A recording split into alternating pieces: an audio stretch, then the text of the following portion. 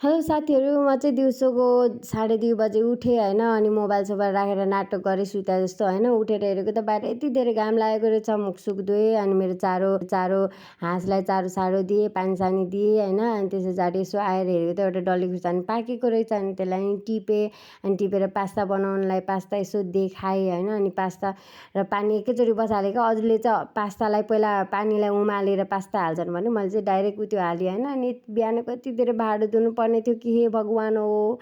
त्यो पनि के गर्नु, धुनै पर्छ होइन खानुको लागि। अनि त्यो मैले चाहिँ राखेर मोबाइल साइडमा राखेर टक्क मस्काउन थालेँ होइन। मस्काउन ठ्याक्कै मेरो पास्ता पनि रेडी भयो।